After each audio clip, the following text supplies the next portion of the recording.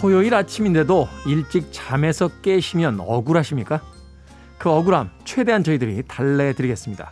북구북구 신간 지식 편의점 2가 절찬리 판매 중입니다. 북튜버 이시안 씨, 그리고 이게 웬일입니까? 최근에 대상포진 진단을 받은 박사 씨 나오셨습니다. 안녕하세요. 네, 안녕하세요. 저 안녕하지 못합니다. 절대 안녕하지 못해요. 그러네요. 대상포진에 대한 이야기가 워낙 많이 들었어서 이거 굉장히 아프다며요. 근데 굉장히 아파요. 눈물 납니다, 정말.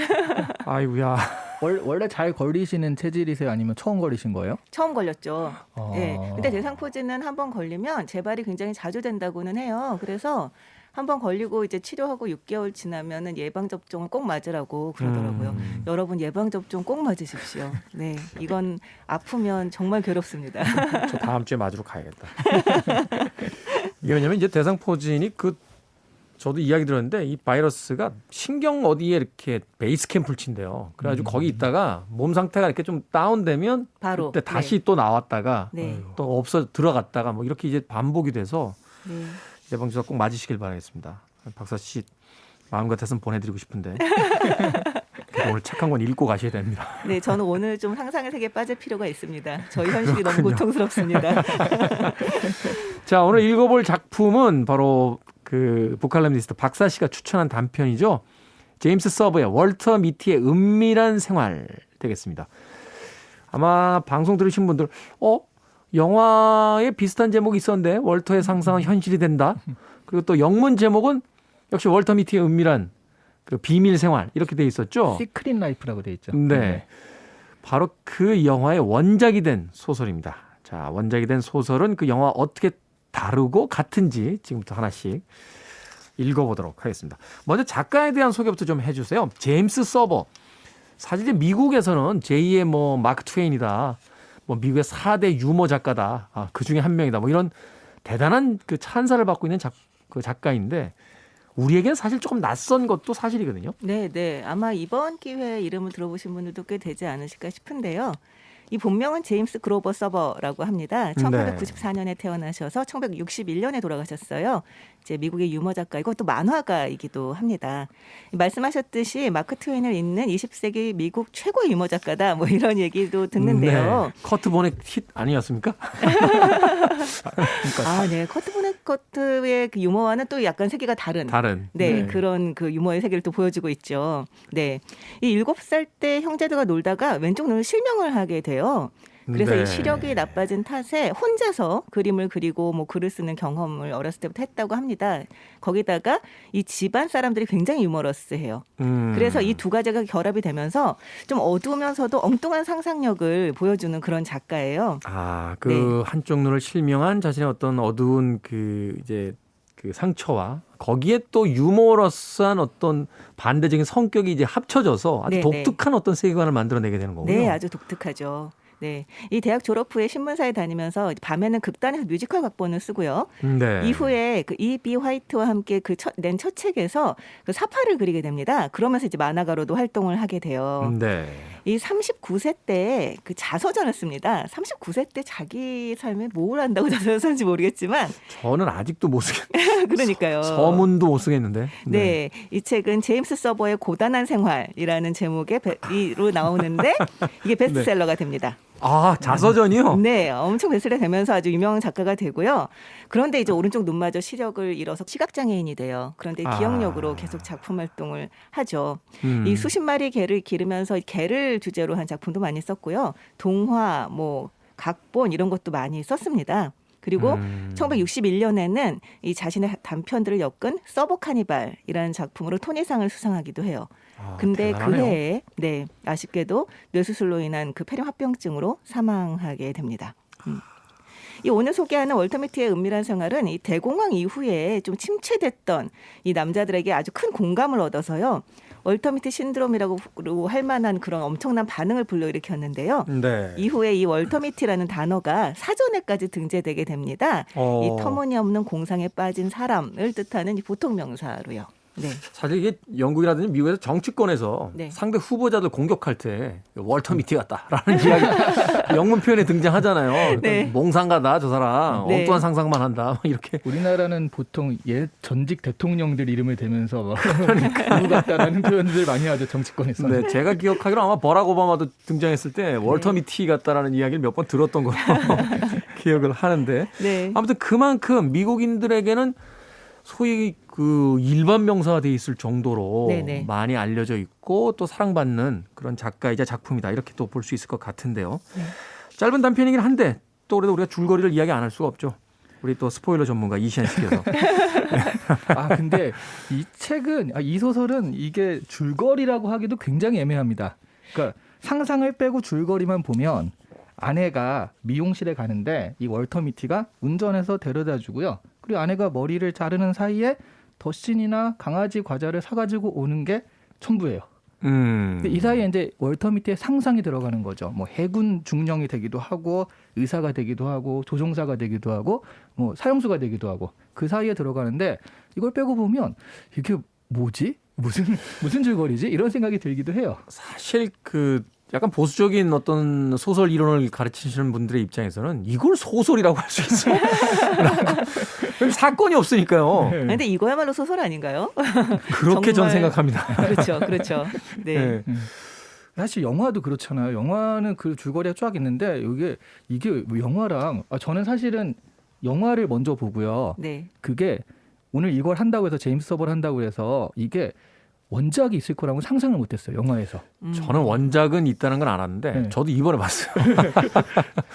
그리고 제가 이 책을 봤잖아요. 네. 보고서 생각한 게 이게 왜 원작이지? 하는 생각이 굉장히 많이 들었거든요. 그렇죠. 큰 차이가 나죠. 네. 줄거리와는 전혀 상관없이 월터 미티라는 이름과 갑자기 정말 예고도 없이 갑자기 상상에 빠진다. 이 설정 하나밖에는 좀 비슷한 게 없잖아요. 그래서 정말 읽으면서 되게 낯설기도 하고 재밌기도 하고 그랬습니다. 사실 이제 원작으로 분류되는 소설들 중에 그런 작품들이 꽤 있는 것 같아요. 제 기억이 맞다면 이제 깊고 푸른 밤 같은 작품도 영화 속에서 이제 장미 씨가 연기하는 그 여성 캐릭터가 굉장히 주인공으로 등장하는데 네. 원작에는 없어요. 아예 그 캐릭터 자체가. 그리고 굉장히 짧은 단편으로 그냥 남자 둘이서 그 캘리포니아 쪽에 이제 해안도로를 따라서 왔다 갔다 하는 이야기들. 그리고 또 어떤 작품이 있을까요? 올드보이 영화 혹시 보셨나요? 아니요, 안 봤어요. 올드보이는 왜 15년간 갇혀 있다가 이제 네. 나와서 복수하는 이야기잖아요. 네. 그것도 원작이 따로 있나요? 일본 만화에 그럼요. 있어요. 네. 일본 만화인데 만화. 네. 그게 왜 원작인지 모르겠어요. 그러니까 15년간 갇혀 있었다는 설정 이외에 사건이 다 다릅니다. 사실은 뭐 조금 다른 이야기는 합니다만 박찬욱 감독이 그 각본을 쓰기 위해서 이제 원작을 사겠다라고 했을 때 일본 쪽에서 되게 싼 가격에 줬대요. 그러면서 아니 뭐 이런 거를 영화를 해? 라고 했는데 그게 칸에서 상을 받고 나니까 아 이런 건 작품을 가지고 이렇게도 만들어내는구나 라고 했다는데 네. 아무튼 좀 다른 이야기는 했습니다만 네. 자 월터 미티의 은밀한 생활 이 현실과 상상의 세계를 오가는 내용인데 앞서 이제 그 박사 씨가 이야기해 주신 부분에 키 그 포인트가 있는 것 같아요. 이게 이제 대공황 이후에 미국의 그 움츠러든 이제 중년의 남자들을 이제 그 대상으로 했던 어떤 소설이다라고 이야기를 해 주셨잖아요. 작품에서 보면 아내한테도 그렇게 당당히 맞선다는 표현이 좀 그렇습니다만 이야기를 못하는 사람인 것 같고 그렇죠. 오가다가 만나는 사람들에게 늘 주눅이 들어있는 맞아요. 그런 인물로서 이제 묘사가 되는데 이게 다 이유가 있는 거죠? 이게 아무래도 그러니까 이 사람 같은 경우 이 작가 본인이 좀 부인과의 관계에서도 조금 많이 밀리는 형태였었다고 합니다. 네. 네, 그러다 보니까 자기 작품에서 그렇게 부인에게 조금 약간 이렇게 그 짓눌려 있다고 해야 되나요? 좀 이렇게 주눅이 들어있는 그런 캐릭터들을 많이 다뤘는데요.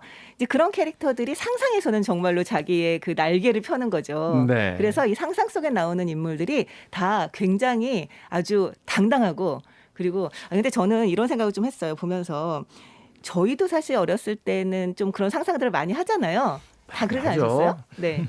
아, 특히 이제 남자 같은 경우는 야 옥상으로 올라와 이 얘기를 한 100만 번쯤 상상하죠. 한 번도 입 밖으로 낸 적은 없습니다. 네, 네. 오히려 옥상으로 올라와라고 해가지고 따라갔다가 네. 의외로 힘을 발휘해가지고 이른바 일진들을 다 쳐부수는 그런 상상을 많이 하지 않나요? 그러니까 많이 하죠. 네. 저는 이거 보면서 많이 느끼는 했습니다. 게 이런 상상은 어째서 다 이렇게 약간 중이병스러울까? 약간 쿨병 걸린 것처럼 다들 아, 그게 왜 이를테면 그 옥상으로 올라와 이것도 이기는 걸 상상하면 그게 막 뭐 엄청 물론 화려한 액션을 생각을 하지만 막판에는 아주 그 미소를 지으며 혹은 빈정거리며 별것도 아닌 것들이 약간 이런 식의 좀 중2병스러운 게 많지 않아요? 근데 예. 그 중2병이 엄청 공감을 자아내서 얼마 전에 그 경이로운 소문이라는 그 드라마가 있었잖아요. 네. 거기서 이제 쩔뚝이면서 항상 당하던 애가 갑자기 또 힘을 발휘해서 학교 일진들을 쳐부수는 장면이 그게 너튜브나 이런 데서도 엄청 인기를 끌었고 그 장면에서 카타르시스를 느낀 사람이 굉장히 많거든요. 사실은 이제 말죽거리 잔혹사부터 시작해서 고전이죠. 근데 약자가 갑자기 어느 날 그 힘을 발휘해서 그 자신을 괴롭혔던 사람들 다 무찌른다 이런 중2병스러운 그런 상상을 하죠. 여기도 아주 전형적으로 그런 모습이 나옵니다. 네. 그렇군요. 바로 이 월터 미티 그런 의미에서 바로 우리의 모습이지 않나. 바로 이 코로나 시기에 이제 경제적으로도 힘들고 또 소심해지는 자신의 모습, 지하철이나 버스에서 오가는 사람들을 보며 상상 속에서는 아마 치유받고자 하는 현대인들의 모습을 이미 제임스 서버가 먼 옛날에, 이제 옛날이라고 불러도 되겠네요. 이 시기는 먼 옛날에 이미 기록하고 있지 않나 하는 생각 해보게 됩니다. I want it. I need it. I'm desperate for it. Okay, let's do it. 김태훈의 프리웨이. 빌보드 키드의 아침 선택 KBS 2라디오 김태훈의 프리웨이 토요일 코너죠. 북구북구 이시안 씨, 박사 씨와 함께 제임스 서버의 단편 소설 월터 미티의 은밀한 생활 읽어보고 있습니다. 자, 이 월터 미티의 상상이 소설의 거의 전부인 그런 단편인데 이 상상 속에 등장하는 인물들이 대단합니다.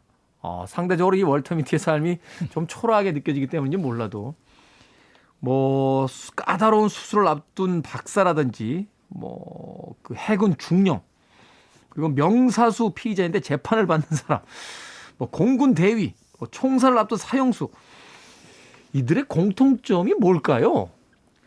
일단 허세가 심하다는 건 확실한 것 같아요. 허세. 네.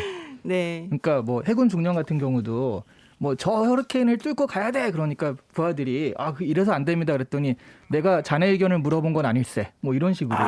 독단적이면서 어떤 카리스마가 넘치는 그렇죠. 하지만 허세에 그렇죠. 절어 있는. 네. 그리고 사형수 같은 경우에는 이제 마지막에 눈을 가리려고 하니까 필요 없다고 하면서 굉장히 당당하게 사형을 받는 그런 모습들. 죽음을 맞이하는 어떤 당당함. 네.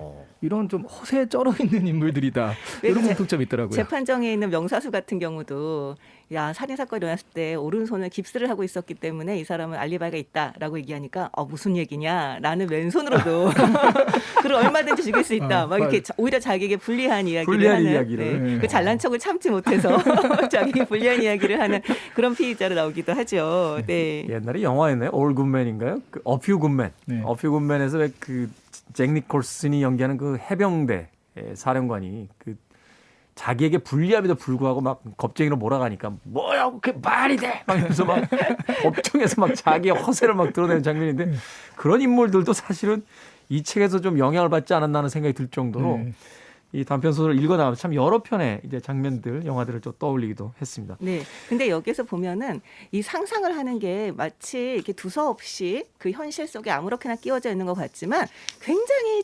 정밀하게 또 정교하게 연결을 시키고 있어요. 저는 그게 좀 재밌었는데요. 예를 들어서 운전을 할 때는 정말 폭풍을 뚫고 나가는 두려움 없는 노장 약간 이런 식으로 연결이 되고요. 네. 이 장갑을 뭐 끼고 벗을 때는 말 그대로 수술하는 그 수술을 굉장히 잘하는 그런 의사 뭐 이런 식으로 자기 한쪽으로 깁스를 하는 걸 생각했을 때는 아까 말했던 그 깁스를 한 명사수 이런 식으로 연결이 됩니다. 그래서 이걸 보면 이 사람이 공상의 이력이 한두 해가 아니다. 이 정말 조그만 실마리만 있어도 바로 공상으로 이 빠져드는 이 실력이 정말 한두 해가 아니다라는 생각이 좀 들어요. 네. 사실 우리가 어린 시절에 했던 이 공상들을 잃어버리게 되면서부터 더 이상 공상을 하지 않는 나이로 가면서부터 삶이라는 것이 판타지가 사라진 채 그냥 팍팍한 어떤 현실만 남게 되는 거잖아요. 네. 그런 의미에서 이제 도시인들의 어떤 판타지를 바로 이 상상을 통해서 제공하고 있는 게 아닌가 하는 또 생각을 해봤는데. 근데 박사 씨가 이렇게 연결이 자연스럽게 된다고 해서 제가 얼핏 사형수는 어떻게 연결이 되지? 해가지고 지금 바로 책을 봤거든요. 네. 봤더니 아내가 여기서 잠깐 기다리라고 그래서 차렷 자세를 취하면서 그 차렷 자세를 취한 사형수로 연결이 되네요. 그러니까요. 이 벽에 기대서 딱 이렇게 서 있으면서 이렇게 사용서 연결이 돼요. 그러니까 이게 정말 읽으면 뭐 한 번 읽을 때 이게 뭐지? 약간 싶다가도 읽으면 읽을수록 재밌다니까요. 그러네요. 네, 읽으면서 슬픈 게요. 그 미국 사회에서 한동안 그 중년의 남자들의 액션 영화들이 많이 나온 적이 있어요. 그 네. 대표적인 이제 테이큰 같은 별 볼 일 없는 아버지였는데 그 자기 딸이 파리에서 이제 납치를 당하자 자신이 이제 특수 말하자면 부서의 요원이었던 거죠. 그래서 그 파리까지 날아가서 그 테러 조직을 아빠 혼자서 다 박살을 내버리고 딸을 구하는 장면이 있어요. 그 구할 때 그 딸의 대사가 이런 대사입니다. 아빠가 날 구하러 왔어. 아니 영화를 지금까지 봐서 다 알잖아요 우리가. 근데 왜 그 이야기를 굳이 대사로 넣는 거예요. 아빠가 날 구하러 왔어 이러고 대사를 해요. 그 비슷한 시기에 또 나왔던 영화 중에 하나가 이 다이아드 4인가 하는 영화였는데 거기서 브루스 윌리스가 역시 납치된 자기의 딸을 구하러 가는 중년의 약간 퇴물이 된 경찰로 나옵니다. 그러니까 당시 이제 미국의 평론가들이 뭐라고 했냐면 중년 남자들의 판타지다. 그래서 저희끼리는 야 미국에서도 중년 남자들은 살기 쉽지 않은가 보다. 극장에서 말하자면 판타지화된 이런 캐릭터들을 보면서 대리만족을 얻고 있구나. 근데 저는 사실 그 영화를 보진 않았는데 그 아저씨라는 영화도 있지 않나요? 그게 비하인드 스토리가 있는 게요. 사실은 그 캐스팅을 할 때 송강호 씨를 캐스팅을 하려고 그랬대요. 네네. 진짜 아저씨가 등장하는. 그래서 아저씨의 판타지를 만들려고 했는데 네. 원빈 씨가 등장하는 바람에 중년 아저씨들은 망했죠. 그렇죠. 그건 사실은 그 중년 아저씨들의 욕구를 충족시키지 못했을 것 같아요. 그러니까 이제 젊은 남자들 쪽으로 더 이렇게 포커싱이 좀 되면서 여성 관객들이 더 많이 이제 들어오긴 됐는데. 네. 근데 원래 영화계에서 건드려서는 안 되는 3대 이게 있거든요. 그래서 지금 2개가 나왔어요 벌써. 그 리암 니슨의 딸 건드리면 안 된다. 그다음에 원빈 옆집 사는 소녀. 또 하나 있죠. 그리고 마지막이 존윅의 강아지. 존윅의 강아지. 건드리면 죽음이라는. 존윅도 그러고 보니까 중년이네요. 네. 어떤 그 영화 잡지에서 분석했는데 시간당 사람을 가장 많이 죽인 캐릭터예요. 존윅이. 그러니까 세상에. 폭탄을 쓰지 않고 네. 폭탄을 쓰지 않은 채 시간당 그 사람을 가장 많이 물론 영화니까. 근데 굉장히 신기하네요. 키아누 리브스는 오히려 약간 예수 같은 그 반응을 사람들한테 불러일으키잖아요. 젊을 때 나왔던 그 영화 중에는 그 부다 역할로 나온 작품도 있어요. 네, 맞아요. 네. 예, 영 부다라고 해서 이제 젊은 부다로 나왔던 적도 있고. 그리고 네. 매트릭스에선 거의 예수의 은유였었잖아요. 그렇죠. 네네. 사실 그런데 그 되게 선량해 보이긴 하는데 네. 사람을 가장 많이 주인 예수라니 정말 아이러니하네요. 사실은 이제 현존하는 최고 액션 스타 한 명만 꼽으라고 하면 네. 사실은 사람들이 브루스 윌리스보다는 키아누 리브스를 이야기합니다. 오. 예, 사실은 액션 영화들 굉장히 멋있게 찍은 영화들이 많아서. 네. 어찌 됐건 저도 그 인터넷으로 티셔츠 샀어요. 가슴에 이렇게 개가 있고 존윅이 서 있고 개를 건드리면 내가 찾아온다. 문구가 된 너무 좋네요. 반려인들의 그 네, 동물보호협회 수호자 이런 데서 네. 얘기가 또 우리끼리 또 엉뚱한 상상하다 여기까지 갔네. 이게 오늘 소설이랑 잘 맞잖아요. 갑자기 그렇죠. 툭툭 튀는 것이. 그렇죠. 자, 이 월터 미티의 은밀한 생활. 여기서 이제 미티라는 단어는 터무니없는 공상을 하는 몽상가다라는 단어로까지 쓰인다고 하니까 자, 이 책 속에서 그의 상상이 얼마나 끝간데 없이 나가는지 여러분들도 한번 책을 꼭 읽어보시길 바라겠습니다. You're listening to one of the best radio stations around. You're listening to 김태훈의 Freeway. 빌보드 키드의 아침 선택 김태훈의 프리웨이 북칼럼니스트 박사 씨, 북튜버 이시안 씨와 함께 오늘 북구북구 제임스 서버의 단편 월터 미티의 은밀한 생활 읽어보고 있습니다. 자료를 찾아봤더니 이 작품이 1940년대에도 영화화됐던 적이 있고 또 2000년대 들어와서도 영화화됐고 또 아직까지도 앞서 설명해 주신 것처럼 뭐 제2의 마크 트웨인이다. 미국의 4대 유머 작가 중에 한 명이다. 이런 어떤 극찬을 받으면서 현대인들에게도 계속해서 읽힐 때는 그만한 이유가 있지 않을까요? 네. 그 이유가 뭘까요? 이게 현실에 만족하지도 못하고 현실을 뚫고 나갈 힘도 없는 그런 사람에게 있어서는 이 공상이라는 게 거의 유일한 탈출구가 아닐까라는 생각을 좀 하게 돼요. 네. 대리만족이라는 게 제일 큰 것 같고요. 대리만족. 이 소설이 처음 나왔을 때가 대공황 시대에 나온 거잖아요. 그렇죠. 그때 이제 많은 사람들이 공감을 얻었는데 사실은 그때 대공황 시대에 또 같이 나온 캐릭터가 있습니다. 슈퍼맨. 슈퍼맨. 네. 슈퍼맨 같은 경우도 대공황 시대에 나와가지고 악덕 그때는 지금처럼 굉장한 힘이 있었던 건 아니에요. 막 그 광속으로 날아가고 날지도 못했다고 그래요. 초기의 슈퍼맨. 네, 그래서 힘만 좀 세고 빨리 달리고 그랬었는데 그때 악덕 사장들을 혼내주고 방산업자들 혼내주고 이렇게 사회 비판적인 역할을 좀 했었다고 그럽니다. 동시대에 등장한 두 개의 캐릭터 치고는 굉장히 극과 극이네요. 근데 하나는 실제적으로 그런 일을 해갖고 여기 이 월터 미티 같은 경우에 상상해서 그런 일을 행했는데 이런 좀 경제적으로 어렵고 그러니까 좀 위축되는 시기에 상상이든 아니면 그런 대리만족이든 간에 그런 식으로 좀 자신의 억눌렸던 스트레스를 좀 폭발시키는 역할을 한 것이 아닌가.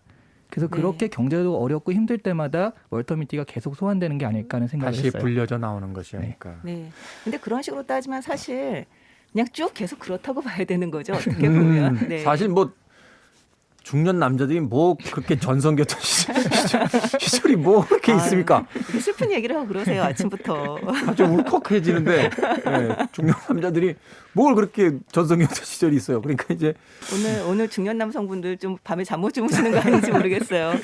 근데 저는 그 점이 바로 이 제임스 서버의 놀라운 점이라고 생각이 되는 게 앞서 뭐 테이큰이라든지 뭐 다이아드 같은 영화 이야기도 했고 슈퍼맨 같은 이제 코믹스 이야기도 해주셨습니다만 대부분 그런 시기가 되면 그걸 판타지로서 바꿔서 그 극복하거나 대리만족을 시키는 작품들이 쏟아져 나오는데 네. 이 제임스 서버는 말이 판타지지 정말 초라한 판타지잖아요. 그렇죠. 정말 실제 인물이 등장해서 그가 상상하는 모습을 보여줄 뿐이지 그가 실제로 그 사람이 된 모습을 보여주는 건 아니니까 네. 그 점이 참 이 작가로서의 어떤 해안이라고 해야 될까요? 참 놀라운 점이 아니었나 하는 또 생각을 해보게 되거든요. 그러니까 저는 사실 그 영화는 실제로 상상만 하던 남자가 결국은 자기가 직접 모험에 나서서 이제 그 어떤 사랑도 쟁취를 하고 어떤 네. 그 성과를 올리잖아요. 어떻게 보면 우리는 그런 식의 그 논리에 익숙해져 있을지도 몰라요. 아까 테이큰 얘기도 하셨었지만, 자기가 이룬 뭐 공상을 하던 사람이 결국은 현실 속에서 뭔가 이루는 식으로. 이뤄낸다. 네. 그런데 우리의 현실은 사실 그렇지 않잖아요. 어떻게 보면 그렇죠. 진짜 그걸 할 수 있는 사람은 정말 얼마 안 되거든요. 거의 드물다시피 하고 그렇기 때문에 영화로 만들어지기도 하는 걸 텐데 그런 면에서 어떻게 보면 이런 작품이 더 많은 사람들에게 공감을 살 수 있는 여지가 있지 않나라는 생각이 좀 듭니다. 느낌상은 저는 그런 어떤 얘기하신 판타지 영화나 이런 것보다는 제임스 서버 소설은 블랙 코미디에 가깝다라는 느낌이 굉장히 많더라고요. 네네. 그렇죠. 네. 블랙 코미디에 가깝다. 예전에 어떤 평론가가요. 그 김홍신 씨의 인간시장이라는 장총찬이라고 하는 유명한 알죠. 캐릭터 나오잖아요. 네. 그 소설이 사회 비판적 소설 아니냐. 거기서 많은 어떤 사회적인 그 범죄나 비리들이 다 소재로서 등장을 하니까. 그 평론가 분께서 참 인상적인 이야기를 하셨어요. 풍자 소설일 수는 있지만 비판 소설일 수는 없다. 왜냐하면 모든 문제를 장총찬이 해결해 버린다. 그래서 판타지가 돼 버린다. 그렇죠. 우리가 세상에 대해서 깊게 생각을 남겨놓으려 하려면 그 문제가 여전히 소설 안에서 영화 안에서 해결되지 못한 채 남아 있을 때 극장문을 나서거나 책을 덮으며 다시 한번 생각해 보게 되는데 그걸 슈퍼맨처럼 다 해결해 버리면 더 이상 극장을 나서는 사람들이 거기에 대해서 생각하지 않지 않느냐. 그런 의미에서 본다면 블랙 유머이자 이 제임스 서버의 월터 미티의 은밀한 생활은 여전히 우리에게 질문을 남겨놓은 그런 소설이 아닌가 하는 또 생각도 해보게 됐습니다. 네. 자, 이 제임스 서버의 월터 미티의 은밀한 생활 오늘 읽어보고 있는데 다른 단편도 이 단편집에 수록이 돼 있어서 두 분께서 혹시라도 추천해주고 싶은 또 다른 단편이 있다면 짧게. 네. 저는 레밍과의 인터뷰가 진짜 인상이 좀 깊었고요. 레밍과의 인터뷰. 네, 그리고 맥베스 살인 미스터리 이런 정도. 아, 제목부터 벌써 재기발랄하네요. 그러니까 맥베스 사건을 살인 사건 추리 소설 있잖아요. 그런 문법으로 해석을 해서 보니까 되게 웃긴 거예요. 이게. 우리가 이미 알고 있는 맥베스를. 네, 네. 어. 그러니까 이 사람이 범인일 리가 없다. 왜냐하면 처음 나온 사람은 범인이 아니다. 뭐 이런 식의 한 번 나온 사람이 범인일 수 없다. 그러니까 이 사람은 범인이 아니고 이런 식으로 우리가 네. 아는 문법에 맞춰서 이걸 해야 하니까 되게 재개발하는 해석이 나오고 그러더라고요. 그러네. 옛날 스크린이라는 그 영화에서 왜 그 공포 영화의 문법을 가지고 왜 범인들을 혼란해잖아요. 어떤 사람은 죽는다, 누구는 안 죽는다, 누구는 어디서 죽는다. 아, 그런 문법을 우리가 익히 알고 있는 작품에다 대입시켜서 네. 일종의 블랙 유머로서 대단한 발상이네요, 정말. 네, 네. 박사 씨는 어떤 책 또 권해주시겠습니까? 저 같은 경우는 이 사람이 그 일생을 보면 굉장히 뭐랄까 자기 이름을 내세운 책을 많이 냈어요. 그러니까 제임스 서버의 고단한 생활이라는 자기 그 자서전도 그렇고요. 제임스 서버의 세계에 오신 걸 환영합니다. 라는 제목의 책도 있고요. 자의식이 굉장히 강하네요. 서버 카니발도 그렇고 네. 서버 앨범이라고 하는 책도 내고요. 정말 너무 재밌다라는 생각을 하게 되는데 이 사람이 그만큼 어떻게 보면 자기와 자기 가족들을 대상으로 한 단편들을 굉장히 재밌게 썼어요. 그래서 네, 이 단편에도 그 제임스 서버의 고단한 생활이 이제 수록이 돼 있거든요. 그러니까 한번 그 가족들이 얼마나 엉뚱한가를 한번 보시는 것도 좋지 않을까 생각합니다. 그러고 보니까 나머지 한쪽 눈마저 이제 실명한 채 그 해에 이제 세상을 떠났다는 이야기를 해주신 게 참 안타까운 게 오히려 그의 상상이 그 이후에 또 어떤 작품을 만들어낼 수 있었을까를 또 궁금해하는 독자의 또 몫이 되지 않을까라는 또 생각도 하고요. 그가 그런 신체적인 어떤 장애를 가지고 있었기 때문에 자기만의 어떤 상상 속에 오래 머물 수 있었던 그런데 그것을 판타지로 만들어낸 게 아니라 그대로 그 직시하면서 이 캐릭터들을 만들어냈다는 게 참 놀라운 작가다라는 생각 다시 한번 해보게 됩니다. 자, 월터 미티의 은밀한 생활 한 줄로 정리해 주십시오. 저는 4컷 만화를 소설로 보면 이런 소설이 아닐까. 이렇게 한 줄로 정리하겠습니다. 4컷 만화의 기승전결의 어떤 그 간결함과 강렬함이 바로 이 단편 소설에 담겨져 있다. 그리고 거기에 풍자 정신이나 이런 것까지. 네. 그러네요. 우리 예전에 봤던 그 신문의 4컷 만화가 참 많은 이야기를 하고 있었네요. 그렇죠. 짧지만. 그러니까. 네.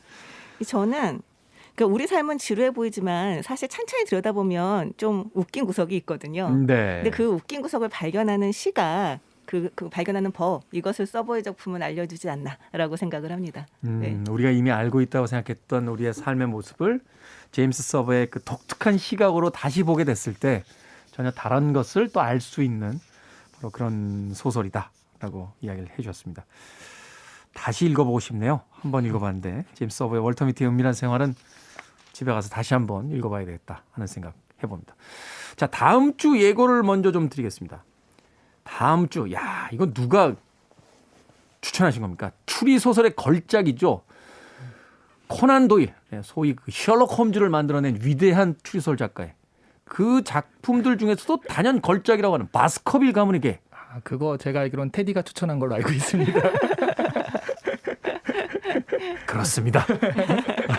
제가 이미 읽은 책이고 재밌고 굉장히 살기 좋으시겠어요. 본인이 추천하고 본인이 감동해. 와. 저도 좀 상상 속에서 그런 캐릭터들을 상상합니다. 아니 바스커빌의 가문의 개를 추천합니다. 그럼 주변에서 막 폭죽이 터지면서 아니 그런 책을 어떻게 추천해서 막 즐겨 읽는 책이지요라고 하면서 이런 건 좀 상상해봤는데 현실은 역시 다르군요. 네, 두 분이 핀잔만 주고 테디의 고단한 사생활이 되는 거죠. 근데 이 책은 뭐 이제 다음 주에 읽어보겠습니다만 단순한 어떤 추리 소설이라는 장르에 갇혀 있는 게 아니라 이제 문학 소설로서도 굉장히 그 평가를 받아서 이 코난 도일을 대작가에 이제 자리에 올려놓은 그런 작품인데 과연 추리 소설의 문법을 가지고 코난 도일은 어떤 이야기를 하려고 했는지 다음 주에 한번 읽어보도록 하겠습니다. 북튜버 이시안 씨, 북컬럼니스트 박사 씨와 함께 오늘 또 다른 책 월터 미티의 은밀한 생활 읽어봤습니다. 다음 주에 또 뵙겠습니다. 고맙습니다. 네, 안녕히 계세요.